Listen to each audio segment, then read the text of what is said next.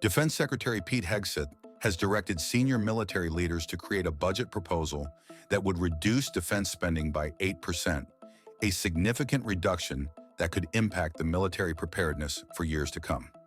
According to a memo initially reported by the Washington Post, Hegseth set a deadline of February 24th for the proposed cuts to be submitted. 17 areas, such as operations along the southern U.S. border, nuclear weapons, missile defense systems, and the procurement of specific drones and munitions, would be spared from these reductions.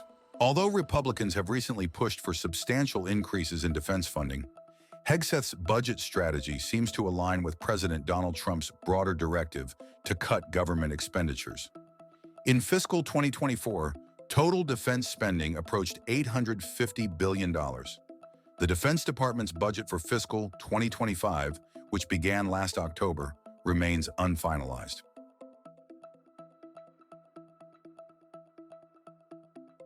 The British Army has expressed its preparedness to deploy to Ukraine if directed by the government.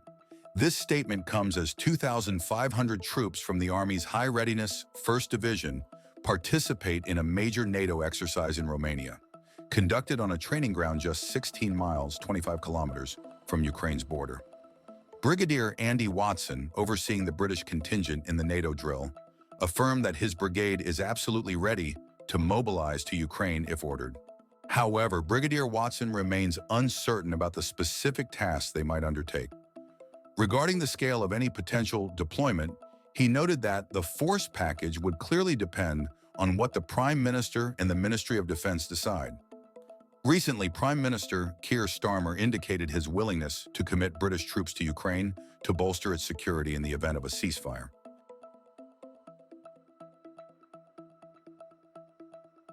Pakistan has voiced unease following U.S. President Donald Trump's announcement that his administration is exploring the possibility of supplying India with F-35 stealth fighter jets. The statement came during a meeting with Indian Prime Minister Narendra Modi, where Trump outlined intentions to boost military sales to India, potentially including the cutting-edge aircraft. Pakistan has called on the international community to assess the potential impact on regional security, cautioning that such a development could disrupt the military equilibrium and strategic stability in South Asia. During a press briefing, a spokesperson for Pakistan's Ministry of Foreign Affairs, MOFA, remarked, "Pakistan is gravely concerned about the proposed transfer of advanced military technologies to India. Actions like these heighten regional military disparities and threaten strategic stability." Meanwhile, India's Foreign Secretary Vikram Misri noted that although talks are underway, no definitive deal has been finalized for the acquisition of F-35 jets.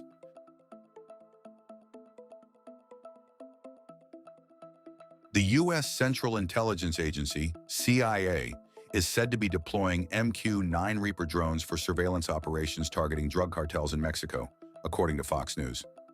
A senior U.S. official, speaking anonymously, confirmed that the CIA has been using these drones to monitor Mexican drug cartels and fentanyl production sites. The official clarified that the MQ-9 Reapers, operating under a program initiated by the Biden-Harris administration and maintained under President Donald Trump, are unarmed and not used for lethal purposes.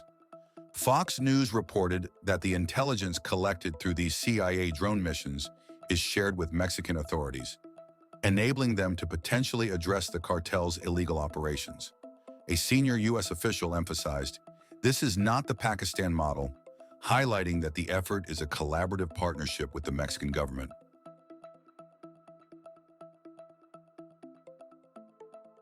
At the Munich Security Conference, maritime disputes between China and the Philippines took center stage, with former Chinese Vice Foreign Minister Fu Ying labeling the occupation of contested South China Sea features as a red line. Fu, who was China's ambassador to the Philippines from 1998 to 2000, emphasized China's firm stance on territorial ownership, stating, "We cannot lose them." She specifically highlighted China's refusal to accept Philippine occupation of the Second Thomas Shoal and Sabina Shoal, sites of ongoing standoffs between Chinese and Philippine vessels over the past 2 years. Notably, both locations fall within the Philippines' exclusive economic zone. Fu pointed to Manila's actions, noting that the Philippines intentionally grounded an aging naval ship on the Second Thomas Shoal in 1999 to establish an outpost and later attempted a similar move at Scarborough Shoal. She remarked, "That's a red line no one should be allowed to cross. That kind of naughtiness shouldn't be encouraged."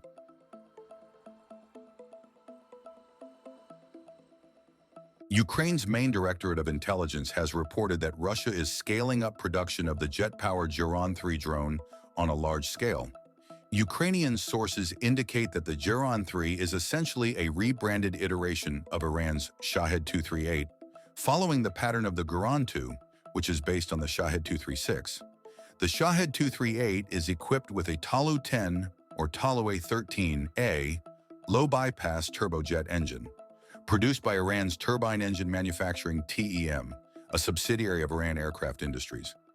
A speed of 550 to 600 kilometers per hour makes it significantly faster than its predecessor. The drone has a range of 2,500 kilometers, or about 1,550 miles, and is equipped with 40 kilograms or 88 pounds warhead. The drone's standard model uses inertial navigation, supplemented by sat-nav updates. However, there are indications of variants with infrared, optical guidance for striking thermal contrast targets like military hardware, as well as speculation about a passive radar homing version designed to hit enemy air defense systems. The Shahed 238's higher cruising speed will pose a challenge for Ukraine's slow-moving mobile air defense units, which rely on anti-aircraft machine guns and artillery.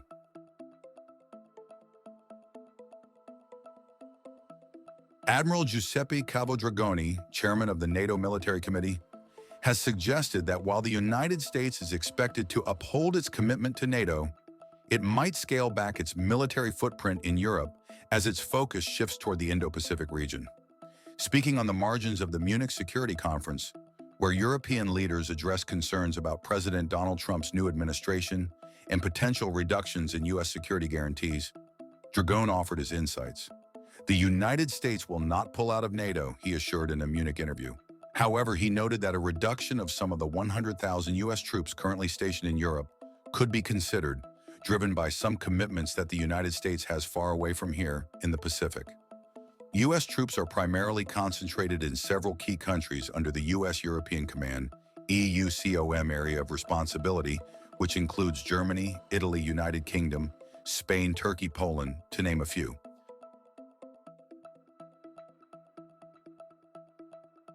Between February 21st and 22nd, a Chinese naval task group, identified as Task Group 107, conducted live-fire exercises in international waters between Australia and New Zealand, prompting significant regional attention.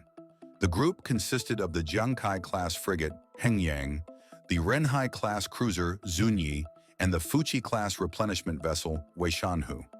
Australian and New Zealand forces closely monitored the task group throughout its transit, with Australia's Prime Minister Anthony Albanese confirming the exercises occurred outside Australia's exclusive economic zone and complied with international law, though the short notice, less than the customary 24 to 48 hours, drew criticism.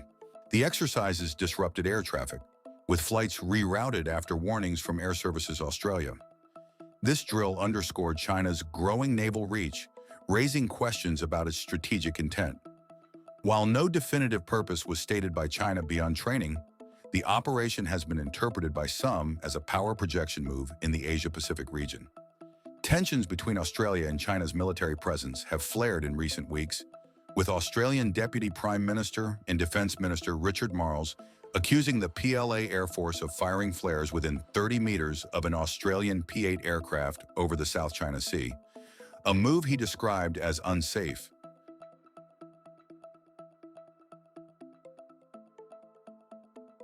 On February 19th, a joint team of U.S. Air Force Global Strike Command airmen conducted a test launch of an unarmed Minuteman III intercontinental ballistic missile from Vandenberg Space Force Base in California.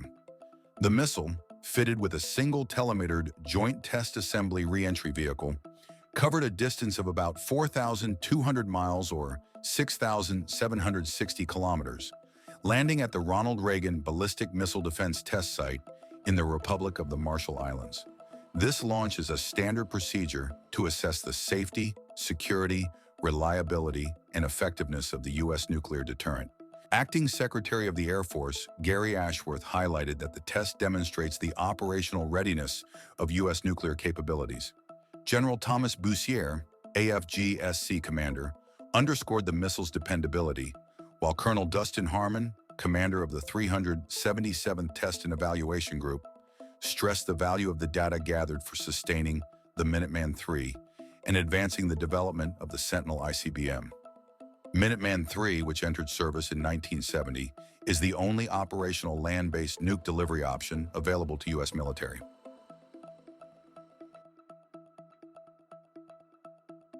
The U.S. Department of State dropped "We do not support Taiwan independence" from its website on February 13.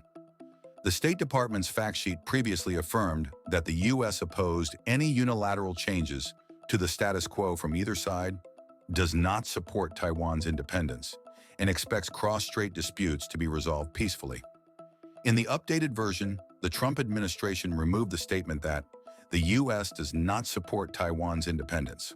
The U.S. is Taiwan's key backer despite lacking formal diplomatic ties and supports the island through arms sales under the 1979 Taiwan Relations Act, a sore point for Beijing. Tensions between China and Taiwan have escalated recently. China has increased military activities near Taiwan, including near-daily warship and aircraft incursions into Taiwan's air defense identification zone and waters. This trend has intensified after President Lai Ching-te's 2024 election victory, who is tagged as separatist by Beijing.